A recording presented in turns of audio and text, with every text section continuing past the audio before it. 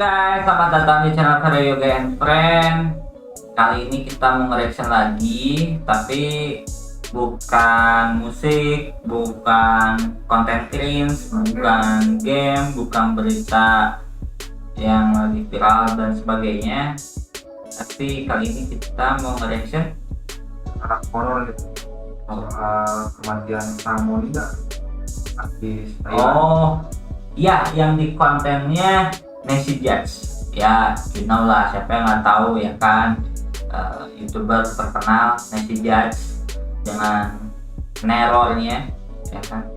Tanpa berlama-lama kita langsung aja ke videonya. Let's go.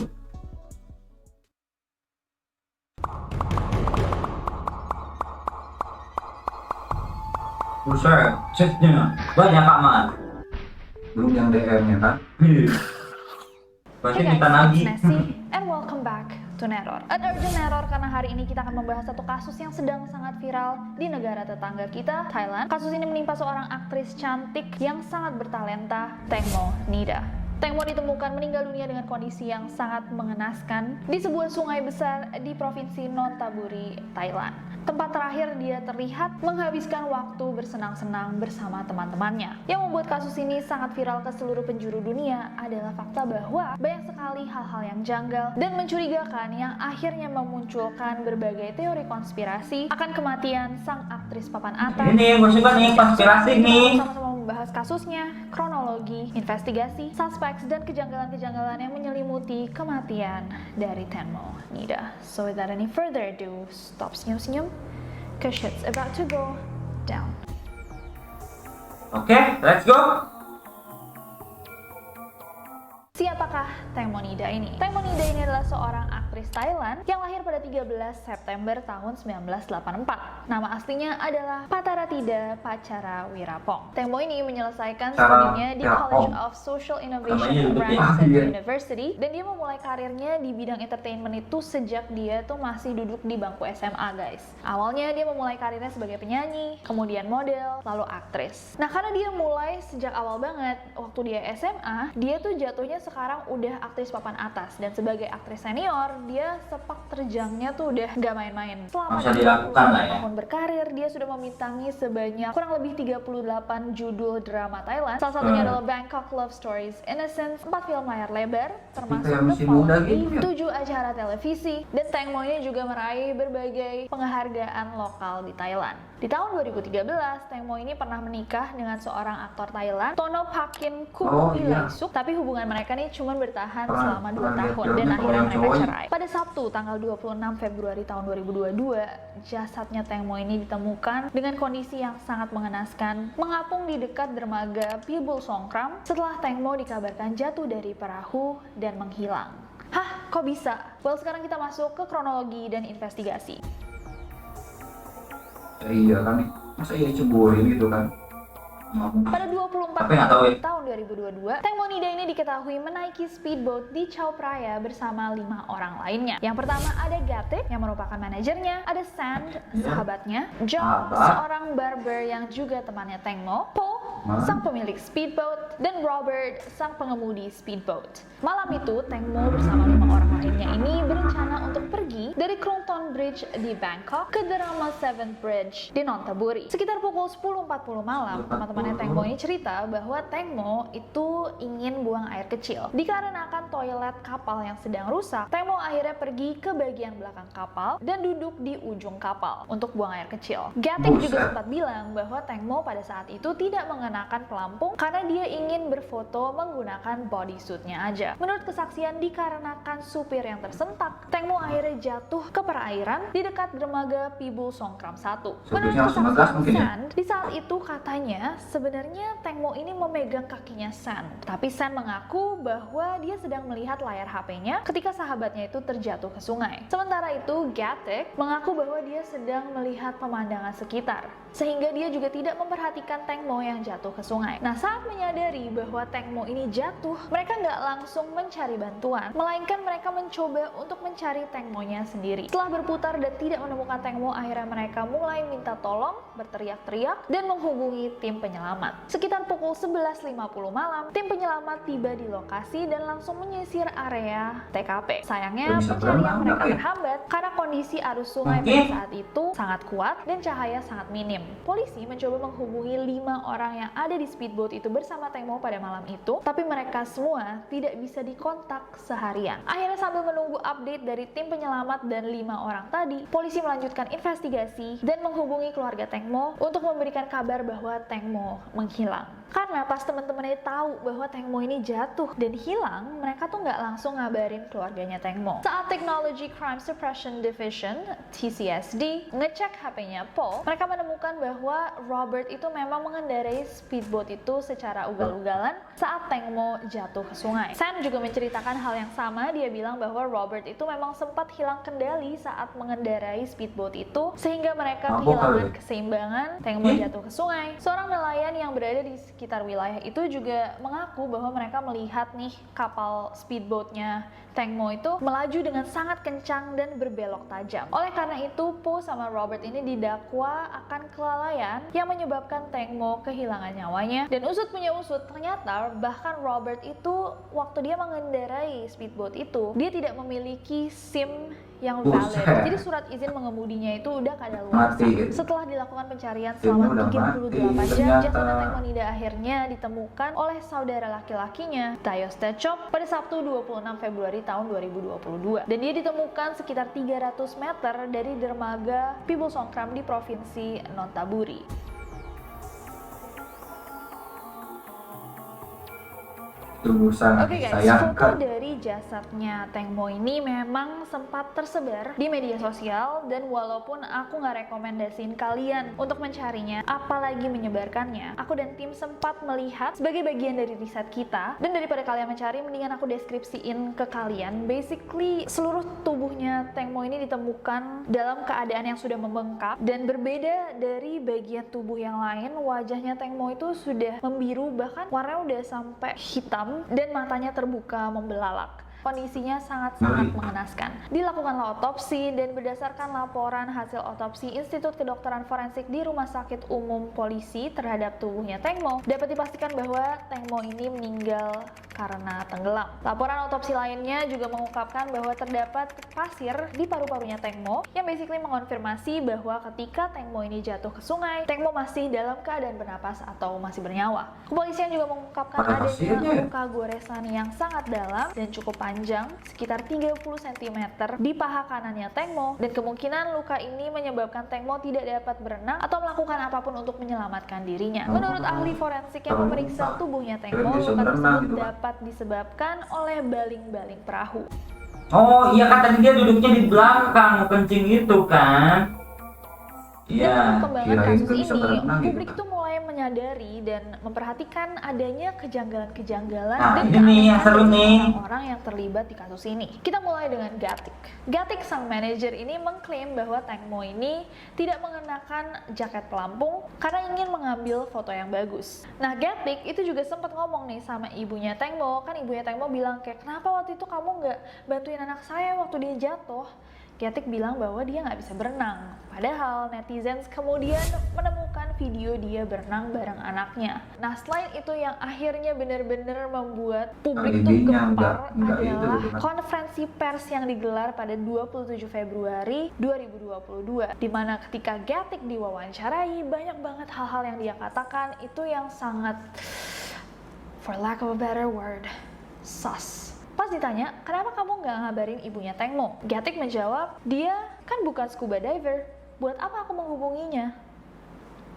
Kemudian Gatik juga bilang, kalau teman saya meninggal, saya juga kehilangan sumber penghasilan saya. Kalian harus mengerti. Di konferensi pers itu, Gatik juga mengakui bahwa dia itu memang tidak menjawab panggilan telepon ibunya Teng Mo karena saat itu dia kelelahan dan terlalu khawatir tentang anaknya yang sedang berada di rumah.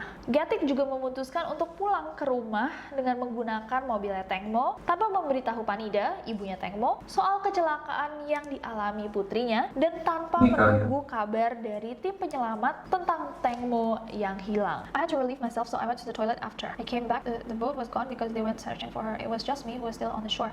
Robert checked on me because I'm the only girl. After that, I called the boat to come pick me up. I told them to meet me at the point where we took off because all my belongings were there. I then called the boat asking them when they were going to Beruntung ada because translate-nya. all my things were on the boat. I asked them when Kalau and nggak ada how long it translate was sih, going to take. I had to wait for a bingung while gitu. and I couldn't remember Kecuali the exact bacanya timeline when I langsung. got my belongings back. I think I was there until 3 to 4 a.m. I was tired. I missed my kid. Nggak ada titik so I decided komanya to go lah. home and I went home with Terus, Noah's car terus Oke, and ini shower. dipercepat ini biar durasi. Nah, ada sebuah video juga yang terekam di handphonenya ini sebelum Gatek gitu yang ya? menunjukkan momen-momen sebelum kecelakaan. Video tersebut merekam Tengmo yang sedang minum sambil memainkan rambutnya, dan diperkirakan Tengmo tuh duduknya emang di bagian belakang kapal. Nah, di video itu terdengar jelas suara seorang pria yang berteriak, "You bring your friend here," bawa teman kamu ke sini.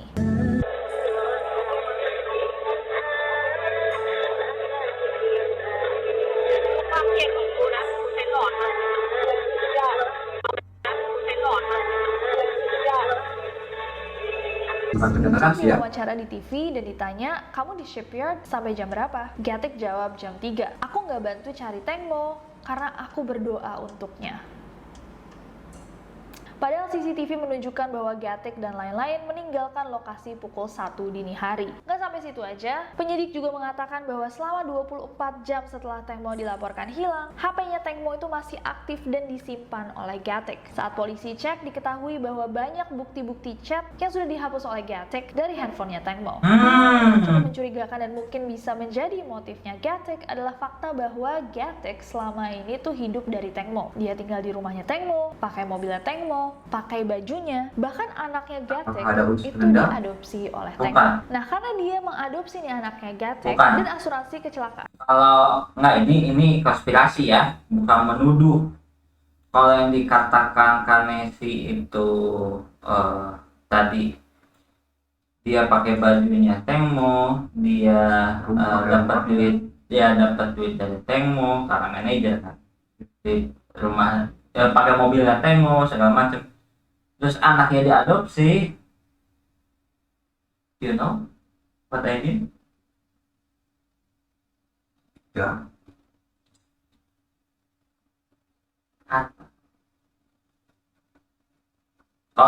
Kalau konspirasinya berhubungan dengan itu dan yang dikatakan Kanesi sebelumnya adalah menghapus chat. Ya, maksudnya ini konspirasi ya, bukan menuduh. Ada kemungkinan ke arah sana. Mungkin. Anaknya Tengmo itu atas nama anaknya Gatek juga. Jika ada hal-hal buruk yang terjadi pada jadi Tengmo, dia otomatis turun ke asetnya anaknya semua ya? akan jatuh ke Asetnya. anaknya. Betul? Logik dong. Iya. Sebelum Kanesi ngomong, gue udah sampai sana. Karena gue sempat curiga yang sebenarnya itu pertama nggak ngabarin orang tuanya. Terus Kanesi bilang Nggak nyari, jam kan? 3, ternyata jam 1 dia udah nggak ada. Ya kan? Nggak bantu nyari. Iya. Terus yang keempat hapus pesan. Yang kelima ya ini. Barusan Kanesi ngomong harta. Sebelum Kanesi bilang warisannya jatuh ke sana, gue udah prediksi. Gatek. Dan karena saat ini anaknya Gatek tuh masih di bawah umur, maka otomatis semua asetnya Tengmo yang jatuh ke anak itu akan dimanage oleh ibunya, yaitu Gatek. Kita move on ke San. San ini sahabatnya Tengmo. Sahabat yang satu ini sedikit menarik. Jadi saat Tengmo jatuh ke sungai, Tengmo ini sempat meraih kakinya San. Tapi menurut pengakuannya, San itu sengaja melepaskan dan membiarkan Tengmo jatuh ke sungai karena dia takut kalau dirinya juga terjatuh ke sungai. Nah, hold on a minute. Saat ditanya oleh media mengenai hal tersebut, San menjawab, "Saya pikir teman saya, Tengmo, akan menemukan perahu yang lewat lalu minta tumpangan ke pantai." Yap, temennya Sesimpel itu dan jatuh ke logik tuh. tapi itu udah nanti gitu kan. juga dia bisa minta tumpangan sama perahu lain. Dipikir di jalan gitu. Ya kan, di jalan ntar juga ada mobil lewat, tinggal gini, Tinggal BM gitu kan. ya kali di jalan. Kejanggalan lainnya Ceritanya adalah tim penyelamat itu bilang ke polisi bahwa saat Teng Mo ini jatuh dari kapal, San tuh sempat beberapa kali menelpon untuk meminta bantuan. Tapi San itu nggak bilang apa yang terjadi dan selalu ngasih lokasi kejadian yang berbeda-beda. Pas polisi juga datang ke TKP, San dan yang lain tiba-tiba suspiciously kabur aja, hilang, dan tidak bisa ditemukan selama 24 jam, tidak bisa dihubungi sama sekali, sampai mereka dapat surat dari polisi yang meminta mereka datang untuk reka adegan. Satu-satunya orang yang tidak datang ke reka adegan itu adalah Robert. Nah, pada tanggal 1 Maret kemarin, San itu sempat live di Instagramnya. Di sana dia menjelaskan kalau Teng Mo itu buang air kecil sambil memegang kakinya San. Ketika Teng Mo mencoba berdiri, San meletakkan handphonenya lalu berpegangan ke kursi. Namun saat dia menengok kembali ke Teng Mo ini udah berada di satu tempat yang tidak bisa dicapai sama San. Yang aneh dalam live Instagram ini, San ini juga sesekali tuh sempat kayak ketawa-ketawa gitu di live Instagramnya, kayak knowing the fact kalau ini benar-benar sahabatnya yang baru meninggal nih kayak last week. Bizarre kalau misalkan emang ini sahabatnya yang literally baru meninggal 5 hari sebelumnya. Mungkin bisa tahu. Lain. Yang pertama, dari foto-foto dan video yang tersebar, terlihat bahwa speedboat yang mereka naik ini sebenarnya nggak terlihat terlalu besar dan emang tidak terlihat memiliki toilet sama sekali. Yang kedua, kalau misalkan Teng Mo emang harus buang air kecil, banyak yang menganggap bahwa Teng Mo ini tidak akan kayak buang air sembarangan di belakang speedboat, apalagi saat itu dia menggunakan bodysuit yang bagian bawahnya tuh tidak bisa dibuka. Satu-satunya cara ya dia bisa menyampingkan bagian bawah dari bodysuitnya, but it's very unlikely. Bahkan menurut seorang mantan kepala kepolisian, seorang pria saja tidak akan bisa buang air kecil di tempat itu. Yang ketiga, kelima orang yang berada di kapal tersebut langsung ke TKP setelah kejadian tersebut. Mantan kepala kepolisian yang sama juga mengatakan jika seorang saksi tidak langsung berbicara kepada polisi setelah kejadian, hal itu harus dicurigai karena bisa saja saksi tersebut sudah menyiapkan dan menyamakan jawaban mereka dengan saksi-saksi yang lain. Yang keempat, dari Instagramnya Tang Monida itu tiba-tiba berkurang guys, dari 2.306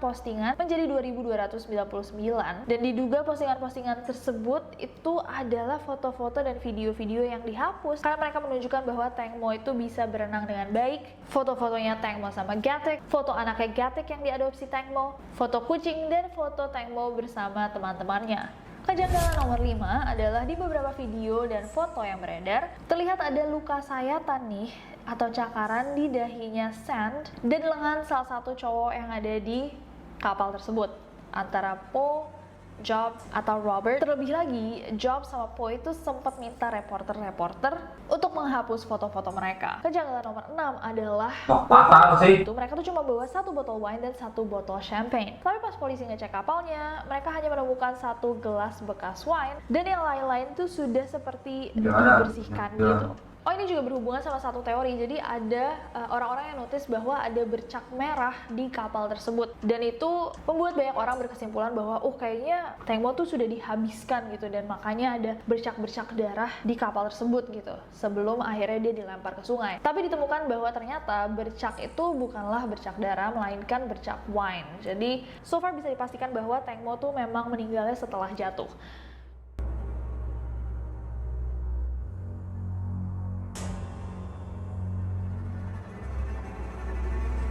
Beda-beda arah nunjukinnya ya. Iya. Yang satu ke sono, sini. Oke, sekarang kita masuk ke teori-teori. Jadi, teori yang pertama adalah berbasis penemuan dan kesaksian. Dari hasil penyelidikan polisi dan keterangan para saksi, polisi sementara menetapkan bahwa penyebab kematiannya Teng Mo adalah karena tenggelam. Teng Mo jatuh dari kapal saat sedang buang air kecil, kaki kanannya terkoyak baling-baling sampai robek. Karena hal itu dia tidak bisa menyelamatkan dirinya dan akhirnya meninggal. Tadi aku sempat diskusi juga sama teman aku yang memang punya degree di criminology dan dia juga sekarang lagi kerja di kepolisian Australia. Ada kemungkinan bahwa kenapa kepalanya Teng Mo itu bisa satu-satunya dari tubuhnya dia yang sangat-sangat hitam, berbeda dari the rest of the body. Kemungkinan adalah livor mortis, yang disebabkan kalau memang Teng Mo ini meninggalnya kebalik, jadi kepalanya di bawah Jadi semua darah turun ke kepalanya. Lymphomorphis atau lebam mayat itu terjadi setelah kematian klinis, di mana eritrosit akan menempati tempat terbawah akibat gaya gravitasi, mengisi vena dan venula, membentuk bercak berwarna merah sampai keunguan bahkan hitam seperti lebam pada bagian terbawah tubuh. Tapi tentunya ini hanyalah asumsi kita. Kita juga bukan dokter, misalkan ada dokter yang bisa mengonfirmasi, mungkin ada teori lainnya. However, tadi waktu aku diskusi sama tim aku juga, kita bilang kayak kalau misalkan dia di bawah air dan arusnya tuh cukup kencang, bukan ada kemungkinan bahwa dia tuh akan terombang-ambing ya, nggak akan ada di satu posisi untuk waktu yang sangat lama. Dan kita tadi juga membandingkan kasusnya Teng Mo ini sama kasus-kasus lainnya seperti kayak kasusnya Aksena. Aksena lebih lama di dalam air dibandingkan Teng Mo, tapi jasadnya tidak discolored seperti jasadnya Teng Mo. Mungkin ada yang lebih mengerti, coba komen di bawah. Tapi so far itu adalah penyebab kematian Teng Mo yang dipegang polisi saat ini. Ada teori lain dari sang ibu. Nah, sejak awal menerima kabar bahwa anaknya tuh menghilang dan keterangan saksi mulai terkumpul, Vanida, ibunya Teng Mo itu sudah menduga bahwa anaknya ini kemungkinan besar meninggalnya bukan murni kecelakaan. Dia nggak percaya bahwa 6 orang penumpang speedboat itu berada di sana hanya untuk makan-makan. Menurut dia nggak masuk akal, dan ibunya meragukan banget hal itu karena putrinya terlihat berdandan dalam foto-foto yang diambil di lokasi kejadian. Apalagi itu udah larut malam, udah gelap banget, buat apa dia makeup full on gitu. Nah, ini juga ada berita yang bilang bahwa ibunya bilang ada leak chat atau kayak chat yang dibocorkan dari orang-orang yang ada di kapal tersebut, bahwa Teng Mo itu pada malam itu dilecehkan secara fisik dan mental. Dia diberitahu bahwa itu adalah makan malam, tapi ketika dia sampai di kapal, dia tahu bahwa itu adalah acara yang berbeda. Secara tidak langsung dia tuh basically ngomong kayaknya Teng Mo ini mau dijual gitu sama teman-temannya. Dijual. If you guys know what I mean. Selain itu, ada sebuah video yang menunjukkan keadaan malam itu di dalam kapal yang dinaiki Teng Mo dan 5 orang temannya ini. Dan di dalam video itu, Teng Mo tuh tidak terlihat senang. Dia bahkan terlihat seperti habis menangis. Matanya terlihat sangat sayu dan agak bengkak. Ibunya Teng Mo ini menduga bahwa ada sesuatu yang terjadi di kapal itu dan orang-orang yang ada di kapal itu menutupinya. Di tanggal 27 Februari, ibunya Teng Mo ini mengaku bahwa dia baru saja mendapatkan teror dari seorang anonim. Jadi pas dia buka pintu apartemennya, dia menemukan sebuah buku atau album gitu. Albumnya Metallica dengan coretan-coretan yang gak jelas dan gak bisa dibaca. Ibunya Teng Mo ini percaya bahwa itu adalah sebuah ancaman dari seseorang supaya ibunya gak buka mulut dan ngasih informasi lebih banyak ke media atau publik. Tapi ada juga yang bilang bahwa itu tuh sebenarnya bukan ancaman, itu kayaknya petunjuk deh bahwa Teng Mo tuh meninggalnya bukan karena kecelakaan, melainkan dibunuh. Tapi jujur guys, kebanyakan orang yang membaca tentang kasus ini dan yang sudah menuliskan di thread di Twitter, di Facebook, di Instagram, dan video-video di TikTok, kebanyakan orang percaya bahwa memang ini bukanlah kasus kecelakaan melainkan pembunuhan. Karena mungkin banyak kejanggalan-kejanggalan yang menyelimuti kasus ini sendiri dan juga tidak dihandle dengan rapih oleh kepolisian Thailand juga. Kayak baling-baling kapal yang sempat dilepas untuk diperiksa, abis itu dicoba dipasang lagi di kapalnya untuk reka adegan, tiba-tiba copot, hilang di tengah sungai, kayak ada kayak gitu kan, hilang.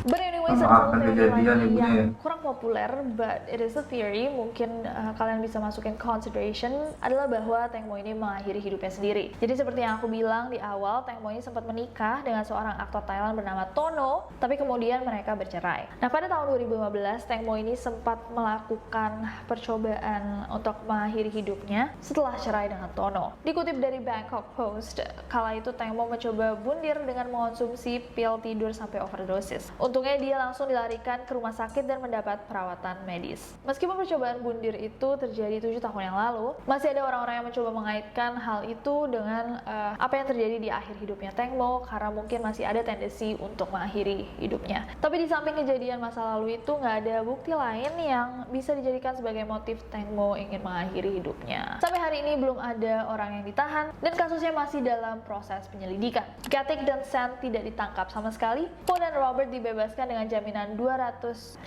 Thailand baht atau sekitar 87,9 juta rupiah, dan Job bahkan tidak pernah disebutkan dalam berita. So itu adalah kasus kematiannya Teng Monida. From what we know so far, aku mau dengar dari kalian. Ini tuh sebenarnya banyak banget sih detail-detailnya, nggak aja? Dan kita mencoba merangkum kayak hal-hal yang kita rasa penting, tapi kalau misalkan ada hal-hal yang kita tidak masukkan ke video ini tapi kalian rasa kayak mestinya ini dimasukin, boleh banget ditulis di bawah, ditambahin aja biar kita bisa berdiskusi juga di bawah. Dan di kasus-kasus seperti ini aku tuh paling tertarik untuk baca pendapat-pendapat professionals. Biasanya muncul di neroris kayak doctors, investigators, mungkin ada engineers yang ngerti mesin perahu, atau neroris lain yang nonton banyak banget neror true crime sampai kalian ngelihat pattern dari kasus-kasus yang mirip. Boleh banget tulis di bawah kalau misalkan kalian sadar sesuatu dan apa pendapat kalian tentang Kasus ini. kejanggalan-kejanggalan yang ada di kasus ini. Please do write down below. Dan aku akan mencoba update kalau misalkan emang ada penemuan-penemuan baru di Instagram aku @NancyJudge. We'll talk there. Most likely nggak akan sampai ke yang bersangkutan, but to Tengmo's loved ones, we'd like to express our deepest condolences. She was a well-respected artist, a massive talent that will be greatly missed, and may she rest in peace. Terima kasih semuanya yang sudah nonton video ini. Untuk request video-video lainnya, kalian bisa langsung saja tulis di komen below atau ke requestnancy@gmail.com. But other than that, follow aku di Instagram dan Twitter gampang @nancyjudge aja. Nanti kita diskusi di sana juga, dan subscribe ke channel ini juga, nyalain notification-nya biar kalian tahu misalnya Subscribe guys. video baru, karena aku gak sabar Subscribe ke ketemu kalian lagi. Nancy Judge sama ke channel ini, oke? Oke guys, itu dia reaction kita terhadap kontennya Kanesi yang apa ya, neror ini ya emang bikin kita memutar otak, nambah ilmu juga, terus juga membuat kita ya maksud gua orang itu nggak ada yang bodoh tapi malas, maksudnya untuk kalian berpikir gitu, ini logik nggak sih gitu, apa yang dikatakan si A, si B, si ini, si sumber yang ini. Nah kayak tadi tuh gua mengatakan sebelum Messi bilang apa, gua udah bilang kan ini cuma kan kita nggak tahu ya, karena gua juga bukan polisi, gua bukan dokter, gua bukan ahli yang pesawat ya segala macam. Ini cuma asumsi gua. Itu kalau asumsi lu ke yang mana? Ke yang manajernya, temannya, manajernya. lebih ke manajernya. Ya kalau gue sih itu ya you know lah, artis udah berpuluh-puluh tahun, 20 sekian tahun Jadi papan atas gitu ya, udah papan atas gitu kan ya, nggak mungkin lah kalau cuma punya 1, 2, 3 aset, pasti banyak gitu aset. Ya contoh kayak Kang Sule itu kalau untuk TV standar nasionalnya maksudnya adalah yang kita tahu kan PJ sama talk show, itu aja masing-masing 6 tahun, belum program yang lain. Nah, itu aja asetnya udah sebanyak itu, apalagi ini 20 sekian tahun gitu, asetnya pasti banyak. Ya cuman ya balik lagi, kita bukan siapa-siapa, kita hanya berasumsi, kita hanya menerka-nerka. ya kayak ya tadi dibilang cuma sekedar kayak saling diskusi lah. Nah buat kalian juga bisa diskusi langsung itu ke channelnya NancyJudge, linknya ada di deskripsi, atau bisa langsung di Instagramnya tadi, bisa di follow juga. Dan jangan lupa Buat di like di konten ini sama di kontennya NancyJudge. Jangan lupa juga di share dan juga di subscribe, oke? Nah kalau gitu kita pamit, bye bye.